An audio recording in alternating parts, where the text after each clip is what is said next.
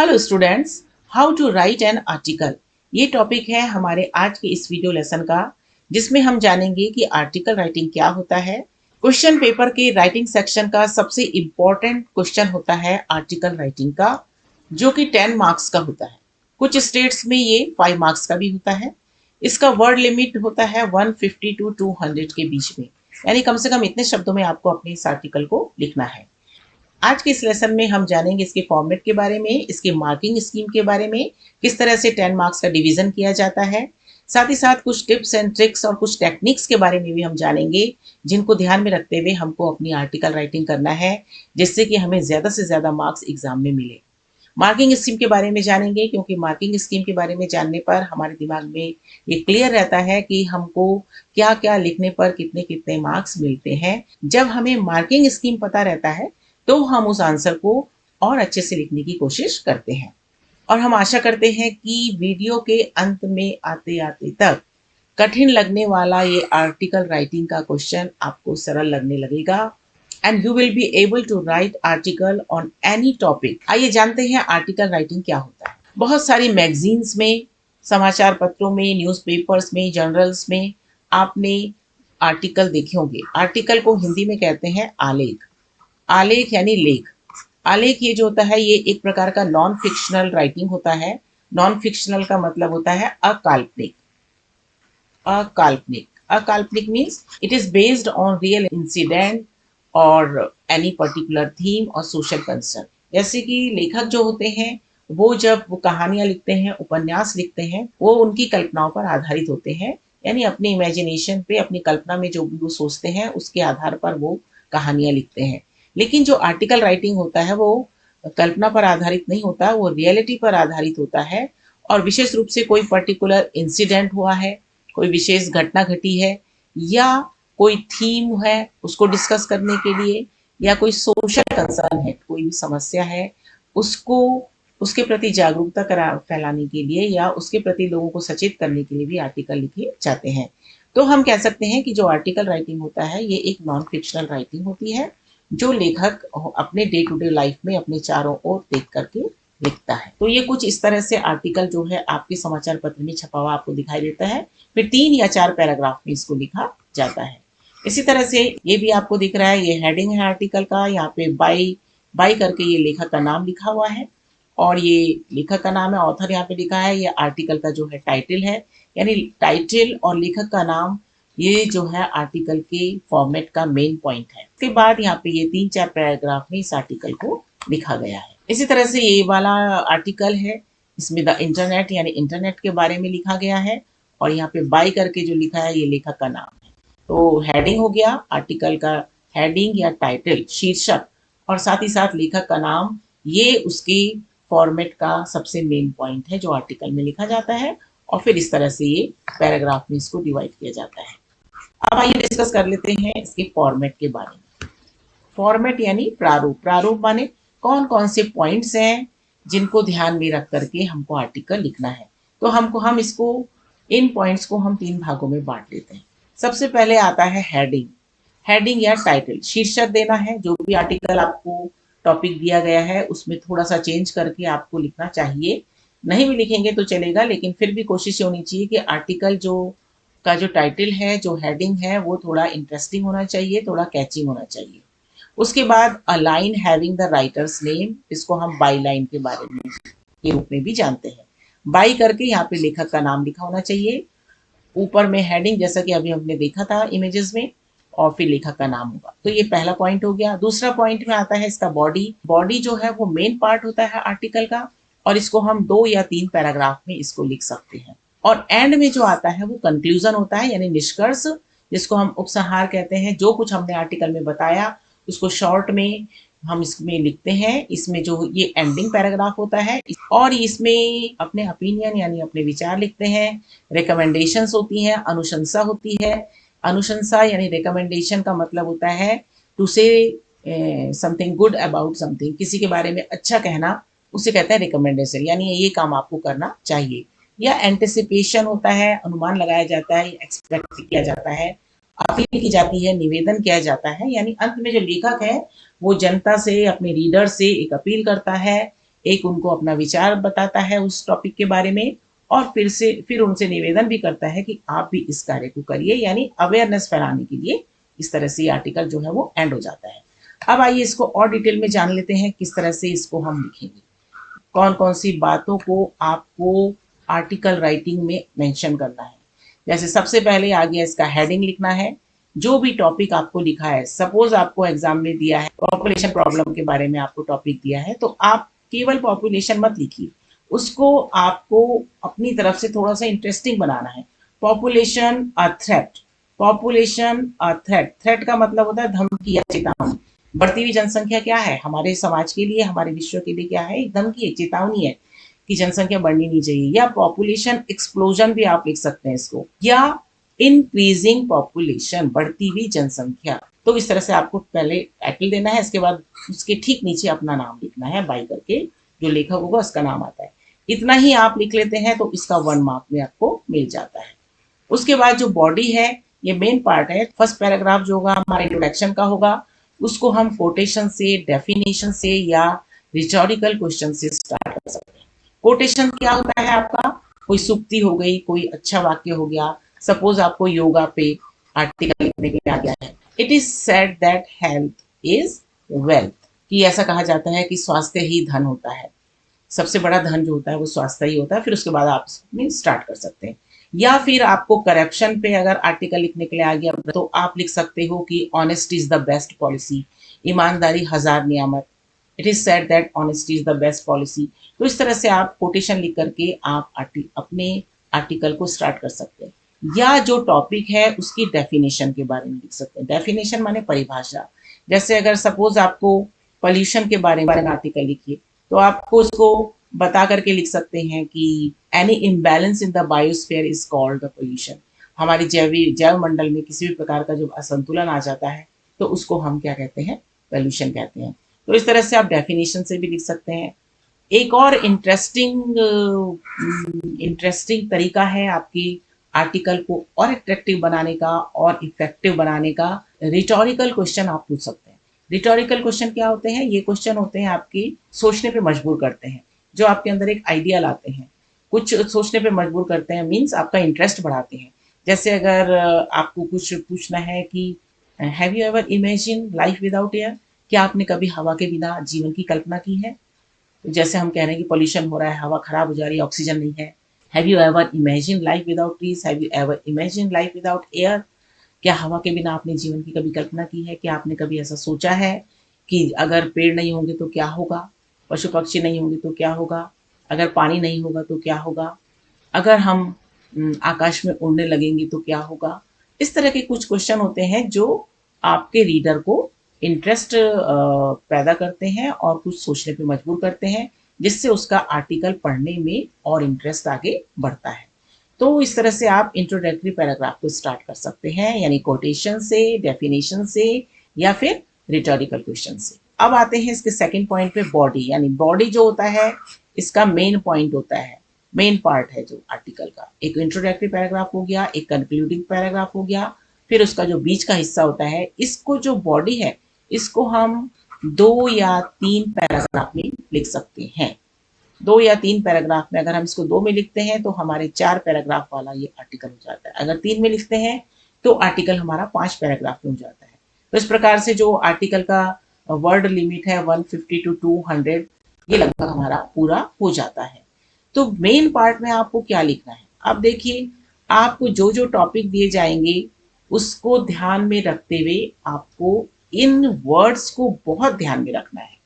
जैसे types, types माने प्रकार, काइंड्स। कोई ऐसा टॉपिक है जैसे स्पोर्ट्स एंड गेम्स हो गया तो आप उसके काइंड्स से भी लिख सकते हैं इसमें कि कितने प्रकार के होते हैं खेल। पॉल्यूशन हो गया तो प्रदूषण कितने प्रकार का होता है, air pollution, water pollution.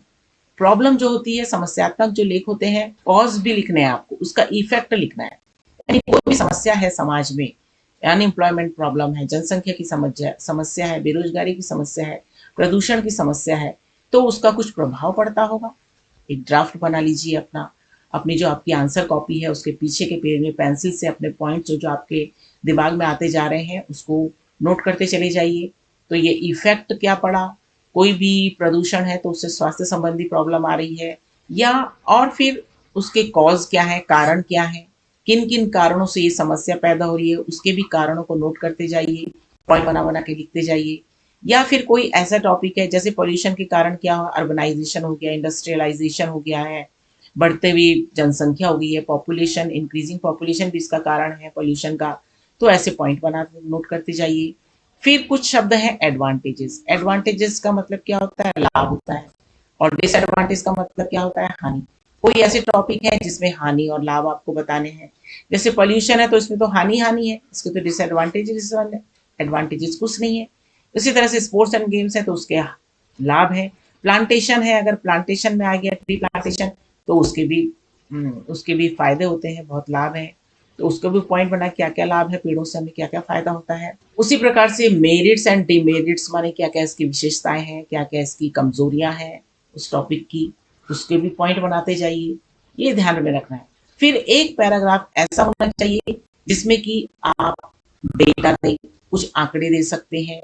Data माने जो सर्वे वगैरह होता है, कौन सा सर्वे किया गया, अगर आपको उसके बारे में कुछ नॉलेज है तो उसको आप लिख सकते हो, डेटा को, आंकड़ों को, फिगर उसके बारे में क्या क्या सर्वे क्या क्या किया गया, क्या उसमें निकल करके आया, रिसर्चेस की गई, उसके क्या परिणाम हुए, वो आप लिख सकते हो। उसके एग्जाम्पल्स दे सकते हो, समस्या से रिलेटेड उदाहरण दे सकते हो, फैक्ट्स बता सकते हो, तथ्य बना सकते हो। जैसे पॉपुलेशन प्रॉब्लम है तो कैसे जनसंख्या अभी कितनी है, पहले कितनी थी, पूरे विश्व की जनसंख्या कैसी है, कितनी है।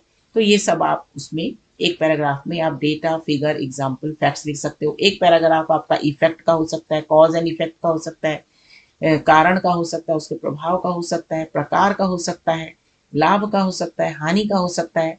एक और तरीका है कंपेयर एंड कंट्रास्ट करने का। तो आप कंपेयर करके, तुलना करके, कंट्रास्ट, कंपेयर एंड कंट्रास्ट माने तुलना करके, जैसे जेंडर इक्वलिटी होता है। इन्हीं सब बातों को लॉजिकल अग्रीमेंट के साथ, एक तर्क के साथ, तार्किकता के साथ, सहमति के साथ आप आगे बढ़ा सकते हैं।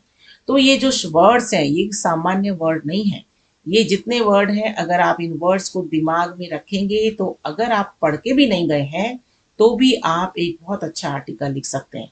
हाँ, बस इतना है कि हर टॉपिक के बारे में आपको थोड़ा बहुत जानकारी होनी चाहिए। अब आ जाते हैं इसके आखिरी पैराग्राफ पे, जो होता है हमारा कंक्लूजन, जिसको हम उपसंहार बोलते हैं या निष्कर्ष बोलते हैं।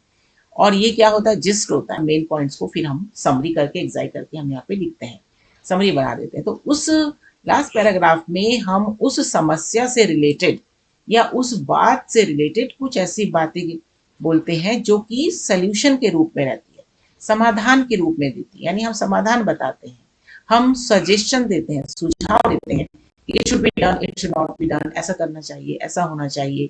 रिमीडियल होता है, उपचारात्मक होता है, तो उसमें भी हम कुछ सुझाव देते हैं। स्टेप्स होते हैं, कदम बताए जाते हैं, कौन कौन से कदम हम उठा सकते हैं, कौन कौन सी बातें हम कर सकते हैं समस्या को सुलझाने में। साथ ही साथ हम अपील कर सकते हैं, निवेदन कर सकते हैं लोगों से कि आप इसमें सहयोग दीजिए, इसमें कोऑपरेट कीजिए, हर व्यक्ति का कर्तव्य है। रिकमेंडेशन, उस चीज के बारे में हम अच्छा बोल करके लोगों को इस दिशा में प्रेरित कर सकते हैं। तो इस प्रकार से हम जो है आर्टिकल के फॉर्मेट को ध्यान में रखते हुए एक बहुत ही बढ़िया आर्टिकल हम लिख सकते हैं, 4 या 5 पैराग्राफ का, बिना पढ़े भी, जब हम इन सब बातों को ध्यान में रखेंगे। अब आइए देख लेते हैं किस मार्किंग स्कीम। तो मार्किंग स्कीम यानी जो हेडिंग और बाई लाइन यानी शीर्षक और टाइटल देने का 1 मार्क होता है। कंटेंट यानी विषय वस्तु, क्या आपने बीच में लिखा है 2-3 पैराग्राफ में, उसके 4 नंबर होते हैं। कौन कौन सी बातें आपने उसमें इंक्लूड की हैं, पूरी लॉजिकल है कि नहीं है, उसके 4 नंबर रहते हैं। उसके बाद एक्यूरेसी और ग्रामर, एक्सप्रेशन का मतलब होता है हाव भाव। यहाँ पे हाव भाव से मतलब क्या है, एक्यूरेसी, कितना करेक्ट आपने लिखा है, कितना ग्रामेटिकली कितना सही आपने लिखा है, उसके 2 एंड 5 मार्क्स रहते हैं। इसमें जो है सेंटेंस स्ट्रक्चर आता है, स्पेलिंग मिस्टेक्स आ जाती हैं। तो जितना आपका सेंटेंस स्ट्रक्चर सही होगा, टेंस सही लिखेंगे, जितना आपका स्पेलिंग मिस्टेक कम होगा, उतने नंबर आपको इसमें मिलेंगे। दूसरा है 2 एंड 5 मार्क्स आपके होते हैं राइटिंग स्टाइल, किस तरह से आपने लिखा है, लिखने का शैली कैसी है, फैक्ट्स का यूज किया है नहीं, तथ्यों का, आंकड़ों का, कोर्स का यूज किया है कि नहीं किया है। उसके 2.5 मार्क्स भी उसके होते हैं। तो इस प्रकार से टोटल जो आपका होता है ये 10 मार्क्स का हो जाता है। अब आइए जल्दी से देख लेते हैं कुछ टिप्स एंड ट्रिक्स। तो हेडिंग जो है टिप 1 में क्या है, हेडिंग आपका first letter of every word should be capital. तो इस प्रकार से टाइटल लिखते समय आप ध्यान देंगे कि जो पहला लेटर होता है हर शब्द का, first letter of every word, जो भी टाइटल में आप 3 या 4 शब्द लिखेंगे, हर शब्द का पहला अक्षर कैपिटल होना चाहिए, यानी बड़ा होना चाहिए। और उसके बाद जो टाइटल होता है, एकदम जैसे ही हम टाइटल देखें तो हमको एकदम क्लियर हो जाए कि हाँ भाई इस चीज के बारे में है, और उसका इफेक्टिव होना चाहिए, ताकि उस टाइटल को पढ़ करके हमको उसके अंदर क्या लिखा है, उस आर्टिकल के अंदर उसको पढ़ने की इच्छा हो। टिप नंबर 2 है बाई लाइन। बाई लाइन का मतलब होता है नेम ऑफ द राइटर, जो बहुत ही आवश्यक है। तो राइटर का नाम लिखना बिल्कुल नहीं भूलना है, अक्सर बच्चे भूल जाते हैं, तो उसको बहुत ध्यान में रखना है। ये बहुत एसेंशियल है, एसेंशियल माने आवश्यक है। टिप नंबर 3 जो है वो इंट्रोडक्टरी पैराग्राफ है, यानी कौन सा, जिस पैराग्राफ से हम शुरुआत कर रहे हैं, ये इस तरह से होना चाहिए इंट्रोडक्टरी पैराग्राफ, जो रीडर्स का अटेंशन कैच कर सके। इसके बारे में भी हमने अभी बड़ा डिटेल में बात की है कि कोटेशन से स्टार्ट कर सकते हैं आप, डेफिनेशन से स्टार्ट कर सकते हैं, या फिर आप किसी रिटोरिकल क्वेश्चन से स्टार्ट कर सकते हैं अपने आर्टिकल को, तो वो अटेंशन को कैच करेगा। क्रिएट इंटरेस्ट, इंटरेस्ट पैदा करेगा, इसीलिए वैसा होना चाहिए आपका introductory paragraph. Clear and precise language, language बहुत क्लियर होनी चाहिए, सिंपल लैंग्वेज में लिखिए, ज़्यादा उसमें तामझाम करने की ज़रूरत नहीं है। और शुड बी प्लान, और प्लान करके इसको लिखना है, यानी कि प्लान कब करेंगे आप, जब आप रफ ड्राफ्ट आपको बनाना है, जब आपके एग्जाम में आर्टिकल लिखने के लिए आता है तो पेंसिल ले लीजिए और कॉपी के आखिरी पेज में पेंसिल से जो जो विचार आपके दिमाग में आते जा रहे हैं, इन चीज़ों को ध्यान में रखते हुए उनको नोट करते जाइए, उनका एक रफ ड्राफ्ट बना लीजिए, और फिर बाद में उसको आपको देखना है कि कौन सी चीज़ को पहले लिखना है, तो पूरी प्लानिंग के साथ उसको लिखना है कि फर्स्ट पॉइंट कौन सा है, सेकंड पॉइंट कौन सा है, थर्ड पॉइंट कौन सा है। तो इससे कहते हैं it should be plan. Fourth tip ये है कि डेवलप अ कंटेंट। आप अपने कंटेंट को, विषय वस्तु को, कि मुझे आर्टिकल में और क्या लिखना है, और क्या लिखना है, उसको कैसे डेवलप करना है, कैसे आगे बढ़ाना है। तो उसमें आपको ध्यान देना है कि मुझे कुछ फैक्ट्स को इंक्लूड करना है, कुछ उदाहरण दे सकता हूँ मैं उस टॉपिक से रिलेटेड, कुछ लॉजिकल एग्रीमेंट्स दे सकता हूँ। इस तरह से ये बातों को भी आप ध्यान में रखेंगे तो आपका जो टॉपिक है वो आगे बढ़ता चला जाएगा। टिप नंबर 5 है कंपेयर एंड कंट्रास्ट टेक्निक को भी आपको अप्लाई करना है। इसमें क्या करेंगे कि उदाहरण देंगे, कंपेयर एंड कंट्रास्ट करते हुए कुछ पॉइंट्स देंगे, अपने विचार बताते जाएंगे। टिप नंबर 6 है कंक्लूजन। जो लास्ट पैराग्राफ है आपके निष्कर्ष का, उसमें आप सारांश बताएंगे, जिसमें आप कुछ सजेशंस देंगे, कुछ समाधान देंगे, कुछ सुझाव देंगे, अपील करेंगे, जो हम ऑलरेडी डिस्कस कर चुके हैं। ये सब बातें आपको बहुत ध्यान में रखनी है, और अगर आप ये सब बातों को ध्यान में रखेंगे तो आपको ज़्यादा से ज़्यादा मार्क्स आप लेने में सफल हो सकते हैं। अब आइए यहाँ पे देख लेते हैं कुछ ऐसे टॉपिक्स हमने लिखे हैं जो आपके एग्जाम्स में अक्सर पूछ लिए जाते हैं। तो इस साइड जितने भी हमने टॉपिक लिखे हैं ये सब प्रॉब्लमेटरी टॉपिक्स हैं, यानी समस्यात्मक आलेख लिखने के लिए जिसमें आता है, जैसे कि एनवायरमेंटल पोल्यूशन हो गया, आपका पर्यावरण प्रदूषण हो गया, अनएम्प्लॉयमेंट का मतलब होता है बेरोजगारी की समस्या, इंक्रीजिंग पॉपुलेशन का मतलब होता है बढ़ती हुई जनसंख्या, उसके पश्चात है ग्लोबल वार्मिंग जो हो रही है आजकल, क्लाइमेट चेंज हो रहा है, जलवायु परिवर्तन हो रहा है, करप्शन हो रहा है, भ्रष्टाचार की समस्या, कास्टिज्म जातिवाद की समस्या है। तो ये सारे के सारे समस्यात्मक आर्टिकल हैं, जिसको कि आप इफेक्ट माने प्रभाव और कॉज, यानी कोई भी जो समस्या होती है उसका प्रभाव समाज में पड़ता है, पर्यावरण में पड़ता है, सब में पड़ता है, हमारे इन्वायरमेंट पे पड़ता है, और उसका क्या क्या कारण होते हैं, ये सब दोनों शब्दों को ध्यान में रख के बहुत सारे पॉइंट्स आपको इन समस्याओं के बारे में मिल जाते हैं। तो इनके बारे में ये तो जरूरी ध्यान रखना है। लेकिन ये इस तरफ जो है, ये जितने भी हैं ये अधिकतर पॉजिटिव टॉपिक्स होते हैं, जैसे स्पोर्ट्स एंड गेम्स है, इसके क्या क्या एडवांटेजेस होते हैं, क्या क्या लाभ होते हैं, क्या क्या इसके मेरिट्स होती हैं, क्या क्या इसके फायदे होते हैं, कितने प्रकार के होते हैं, इसमें टाइप्स लिख सकते हैं आप, काइंड्स लिख सकते हैं, एडवांटेजेस लिख सकते हैं। साइंस अपूर्ण और कर, साइंस जो है विज्ञान एक वरदान है कि अभिशाप है, यानी कि इसके फायदे नुकसान यानी एडवांटेजेस एंड डिसएडवांटेजेस दोनों बताने हैं आपको इसमें।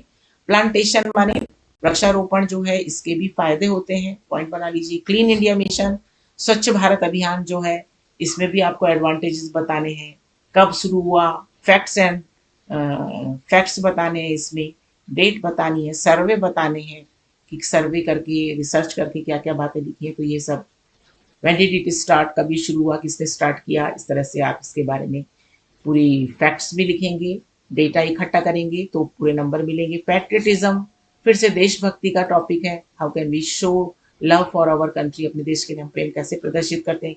विमेन एम्पावरमेंट, महिला सशक्तिकरण, जेंडर इक्वलिटी, लिंग समानता के बारे में भी हम टॉपिक आ जाता है। तो महिलाओं को किस तरह से हम सशक्त कर सकते हैं, तो हर फील्ड में हम उनको किस तरह से आगे बढ़ा सकते हैं। फिर एक टॉपिक है पावर ऑफ म्यूजिक, म्यूजिक की क्या पावर होती है। इस तरह से बहुत सारे टॉपिक्स हैं जो पॉजिटिव आर्टिकल आपको लिखने में हेल्प करेंगे, जो कि एग्जाम में आ सकते हैं। और भी कुछ हो सकते हैं, आप देखते रहिए आपके क्वेश्चन पेपर में कौन कौन से आते हैं। न्यूज़पेपर हो गया, न्यूज़पेपर के बारे में आता है, या फिर कंप्यूटर हो गया, इंटरनेट हो गया, सोशल मीडिया। तो इन सारे टॉपिक्स के बारे में आपको थोड़ा बेसिक जानकारी होनी चाहिए, तभी आप जो है एक फॉर्मेट को ध्यान में रखते हुए इसको बढ़िया लिख सकते हैं।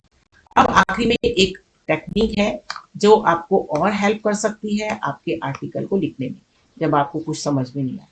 आपको क्या करना है, CODER, कोडर, कोडर को आपको याद रखना है। कोडर को हम अलग अलग, इसको हम एक्रोनिम को देखते हैं कि C for collect your ideas and thoughts.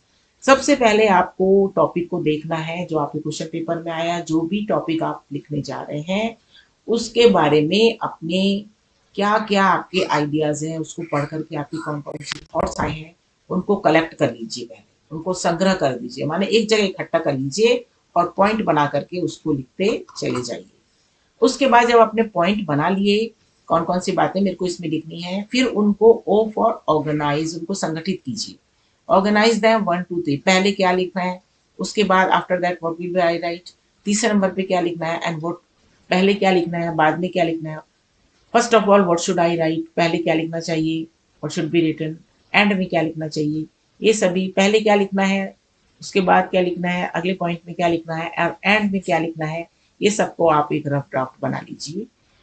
फिर उसके बाद draft make a first rough draft, ये सारी बातों को का एक डी फॉर ड्राफ्ट कर लीजिए।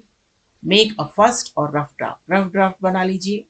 उसके बाद जब आपने सारे पॉइंट्स को लॉजिकली लिख दिया पॉइंट वाइज, उसके बाद एडिट मिस्टेक्स, फिर देखिए जो मैंने सेंटेंस लिखे हैं, जो मैंने बातें लिखी हैं, उनमें क्या क्या गलती है, उसको एडिट कीजिए, संपादित कीजिए। स्पेलिंग मिस्टेक्स हो सकती हैं, आपके टेंस की मिस्टेक्स हो सकती हैं, तो उन सबको आप एडिट कर लीजिए। उसके बाद लास्ट में आता है आर, रिवाइज एंड रीराइट, फिर से उसको रिवाइज कर लीजिए, एक बार और देख लीजिए कि जो मैंने पॉइंट्स इसमें डिस्कस किए हैं वो पूरे आए हैं कि नहीं आए हैं, फिर से उनको दोबारा से उसको लिख लीजिए। तो इस प्रकार से CODER, कोडर को आपको ध्यान में रखना है, और अगर आप इसको ध्यान में रखेंगे तो आपको बहुत हेल्प मिलेगी। आइए अब देखते हैं how to give a title. How to give title माने एक इफेक्टिव टाइटल। जैसे कि अगर प्लांटेशन पे आया है तो प्लांटेशन आपके क्वेश्चन पेपर में लिखा प्लांटेशन, आप उसमें लिख सकते हैं plant more and more trees, trees our best friend. इस तरह से आप अपना एक इंटरेस्टिंग सा टाइटल उसको बना करके दे सकते हैं। प्लांटेशन भी आप लिखिए जो आपके क्वेश्चन पेपर में, साथ ही साथ उसके आगे आप लिख दीजिए प्लांट मोर एंड मोर, ज्यादा से ज्यादा पेड़ उगाइए, पेड़ हमारे सबसे अच्छे मित्र हैं। इस तरह से आप टाइटल दे सकते हैं। रोल ऑफ कंप्यूटर के बारे में आ रहा है तो लिख दीजिए role of computer in everyday life, रोजमर्रा के जीवन में कंप्यूटर का, कंप्यूटर आवर बेस्ट फ्रेंड। इस प्रकार से इंक्रीजिंग पॉपुलेशन, जनसंख्या के बारे में आ रहा है, या पोल्यूशन के बारे में आ रहा है, या ग्लोबल वार्मिंग दिया हुआ है, तो इन सब के आगे आप इंक्रीजिंग लगा सकते हैं। इंक्रीजिंग पॉपुलेशन, इंक्रीजिंग पोल्यूशन, बढ़ता हुआ प्रदूषण, बढ़ती हुई जनसंख्या, इंक्रीजिंग ग्लोबल वार्मिंग, या फिर ये पॉपुलेशन के लिखने के बाद अ थ्रेट लिख दिया, population a threat, pollution a threat, global warming a threat. इस तरह से आप इसको लिख सकते हैं और टाइटल को इंटरेस्टिंग बना सकते हैं। अगर सोशल मीडिया में आ गया तो आप लिख सकते हैं इम्पैक्ट, का मतलब होता है प्रभाव, impact of social media on students, students पर सोशल मीडिया का प्रभाव क्या है। क्लीनलीनेस अ स्टेप, स्वच्छता एक कदम। चाइल्ड मैरिज आ रहा है तो चाइल्ड मैरिज के आगे एक और जोड़ दीजिए, सोशल एक सामाजिक बुराई है, बाल विवाह। तो इस तरह से आपका टाइटल अट्रैक्टिव बन जाएगा। अगर आपको और अपने टाइटल को अट्रैक्टिव बनाना है तो आप इस सेंटेंस को याद रख लीजिए, इस फ्रेज को, 5 things you did not know about, 5 चीजें जो आप नहीं जानते थे। किसके बारे में, पोल्यूशन के बारे में, पॉपुलेशन के बारे में, ग्लोबल वार्मिंग के बारे में, क्लाइमेट चेंज के बारे में, ट्रीज के बारे में, क्लीनलीनेस के बारे में, चाइल्ड मैरिज के बारे में, यानी अबाउट के बारे में लिखने के बाद जो भी टॉपिक आएगा उसका नाम लिख देना। 5 things you did not know about child marriage. अब आपने ये लिखा कि बाल विवाह के बारे में 5 चीजें आप नहीं जानती थी। कौन सी 5 चीजें हैं? तो आपको क्यूरियोसिटी बढ़ेगी पढ़ने वाले को। अरे ऐसी कौन सी 5 बातें हैं जो हम नहीं जानते हैं, तो वो पढ़ने की कोशिश करेगा। ऐसी कौन सी बातें हैं पॉपुलेशन के बारे में, जनसंख्या के बारे में हम 5 बातें हम नहीं जानते हैं, पॉल्यूशन के बारे में हम नहीं जानते हैं, ग्लोबल वार्मिंग के बारे में हम नहीं जानते हैं। तो आर्टिकल को पूरा पढ़ने में उसको इंटरेस्ट पैदा होगा और वो उसको पूरा पढ़ने की कोशिश करेगा। या फिर what you need to know about, what you need to know about. About के बाद आपको वैसे ही जिस तरह से यहाँ पे लिखा था जो भी टॉपिक आएगा उसको लिख देना। What you need to know about pollution, प्रदूषण के बारे में आपको क्या जानने की आवश्यकता है। ग्लोबल वार्मिंग के बारे में आपको क्या जानने की आवश्यकता है, what you need to know, या क्या जानना चाहिए। इस तरह से ये 2 सेंटेंस भी आपको आपके टाइटल को इंटरेस्टिंग बनाने में हेल्प करेंगी। तो ये थे कुछ टिप्स एंड टेक्निक्स जिससे कि आप अपने टाइटल को इंटरेस्टिंग बनाए। अब आइए लास्ट में हम देख लेते हैं कि जो हमने अभी जितना डिस्कस किया उस सारी चीजों को ध्यान में रखते हुए एक जो आर्टिकल है वो हम यहाँ पे लिखते हैं। जैसे इंक्रीजिंग पॉपुलेशन, बढ़ती जनसंख्या, अ ग्रेट थ्रेट, एक बड़ी धमकी, एक बहुत बड़ी चेतावनी है पूरे विश्व के लिए। बढ़ती हुई जनसंख्या पूरे विश्व के लिए अ ग्रेट थ्रेट लिखा और ये आपका हो गया। नीचे आपने राइटर का नाम लिखा। अब आपको स्टार्ट करना है। ये आपका हो गया इंट्रोडक्टरी पैराग्राफ। तो इंट्रोडक्टरी पैराग्राफ को लिखते समय, लिखने के लिए, इंटरेस्टिंग बनाने के लिए, इफेक्टिव बनाने के लिए हमने क्या कहा था? हमने कहा था कि आप उसको रिटोरिकल क्वेश्चन से स्टार्ट कर सकते हैं, किसी डेफिनेशन से स्टार्ट कर सकते हैं, किसी कोटेशन से स्टार्ट कर सकते हैं। तो यहाँ पर हमने एक रिटोरिकल क्वेश्चन लिखा, can you imagine a world with sick, unhealthy, illiterate and poor people who are deprived of food, shelter and clothes. क्या आप एक ऐसे संसार की कल्पना कर सकते हैं जहाँ पर कि लोग बहुत बीमार हैं, अस्वस्थ हैं, अशिक्षित हैं, गरीब हैं,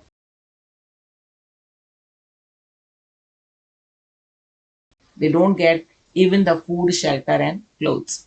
क्या आप कल्पना कर सकते हैं? तो ये जो टॉपिक है, ये जो सेंटेंस है, क्वेश्चन है, ये रीडर के मन में एक क्यूरियोसिटी पैदा करेगा, एक ईगरनेस आएगी कि हाँ हम नहीं कर सकते ऐसे, कैसे ऐसा हो जाएगा। तो फिर वो आगे इसको इंटरेस्ट के साथ उसको पढ़ेगा। The world has changed much more than it was a century ago. जो विश्व है, 1 शताब्दी पूर्व जो संसार था, अब जो है 100 साल के बाद जैसा विश्व था वैसा अब नहीं रहा। यानी संसार में बहुत सारा परिवर्तन हो चुका है। Progress can be seen in every walk of life. जीवन के हर क्षेत्र में हमको प्रगति दिखाई देती है, यानी मनुष्य ने बहुत ज्यादा प्रगति कर ली है। But this development has also brought many problem before us. मनुष्य ने प्रगति तो की है, विकास तो किया है, लेकिन उसके कारण बहुत सारी समस्याएं, एम्प्लॉयमेंट यानी बेरोजगारी, गरीबी की समस्या, सामाजिक बुराइयां जैसे गरीबी हो गया, करप्शन उसके कारण हो रहा है, स्टारवेशन हो रहा है, भूखमरी हो रही है। तो ये इतनी सारी समस्याएं किसके कारण हो रही है? बढ़ती हुई जनसंख्या के कारण है।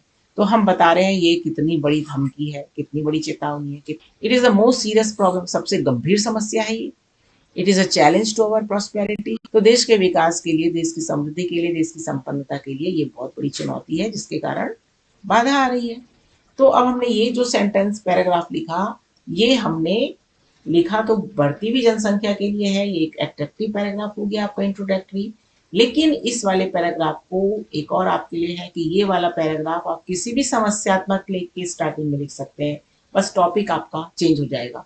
पॉपुलेशन की जगह में आप पॉल्यूशन लिख सकते हो, पॉपुलेशन की जगह में आप अनएम्प्लॉयमेंट लिख सकते हो, पॉपुलेशन की जगह में आप ग्लोबल वार्मिंग लिख सकते हो, पॉपुलेशन की जगह में आप क्लाइमेट चेंज लिख सकते हो।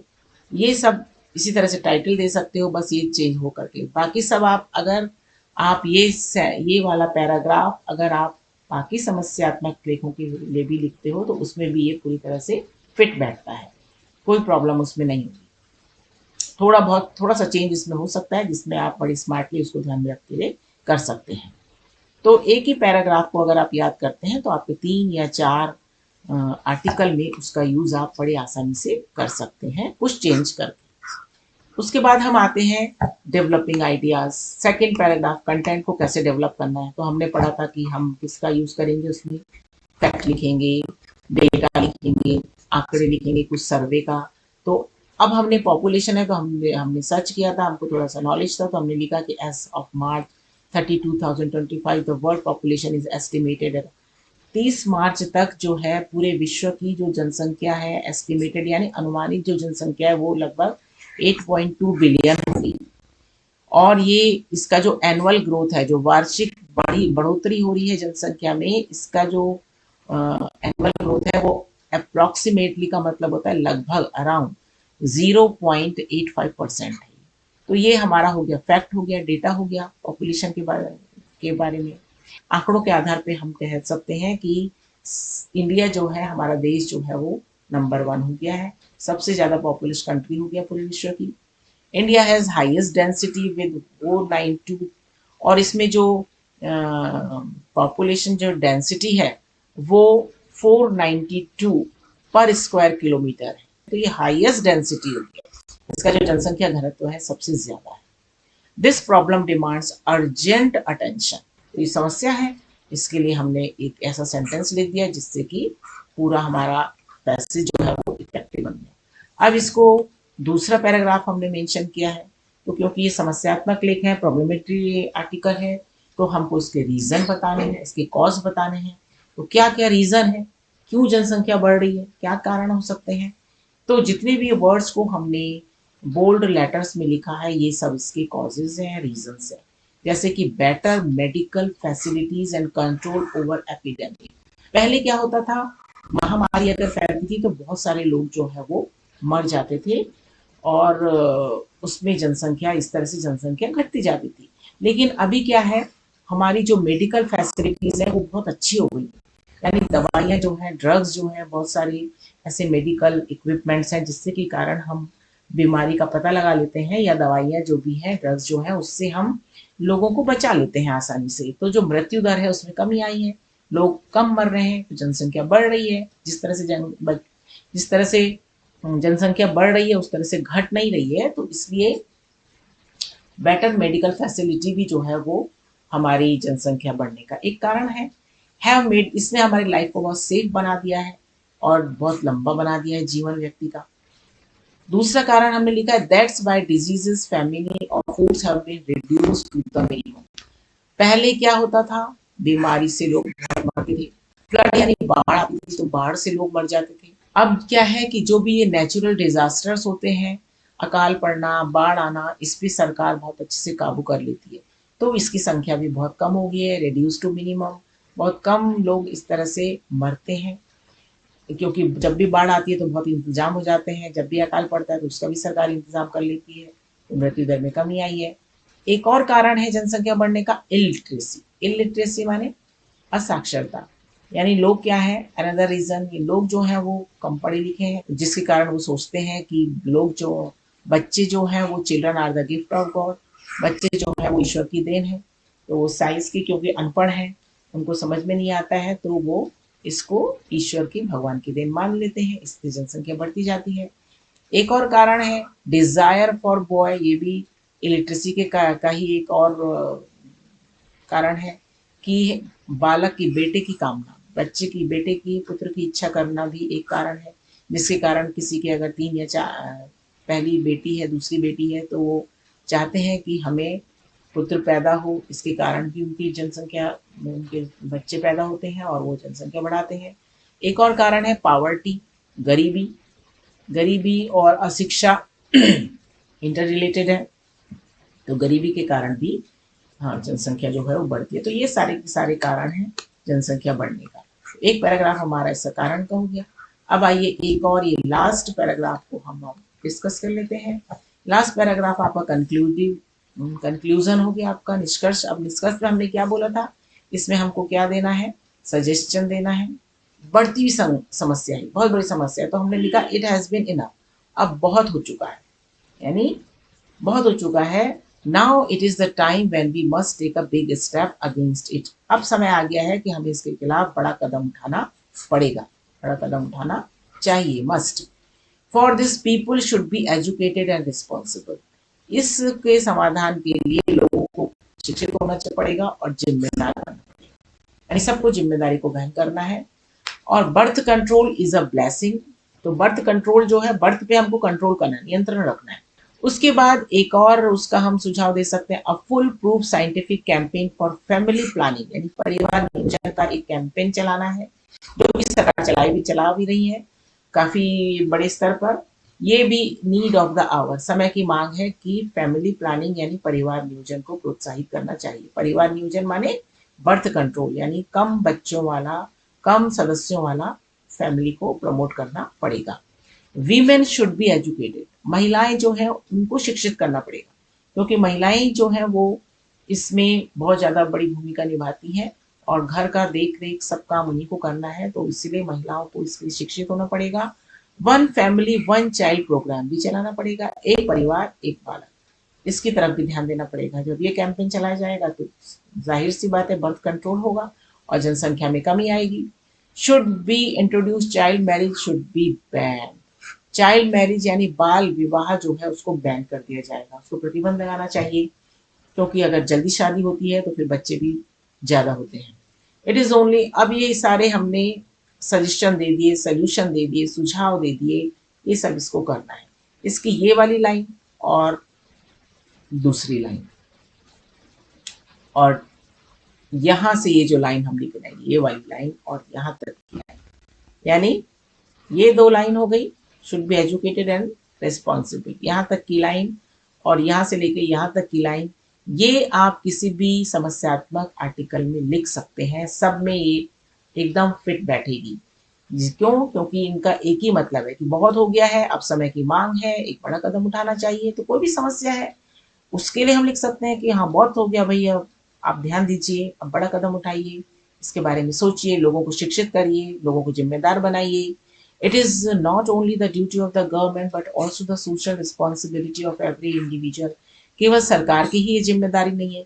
Peoples support and cooperation is very necessary, लोगों का सहयोग, उनका कोऑपरेशन जो है वो बहुत आवश्यक है।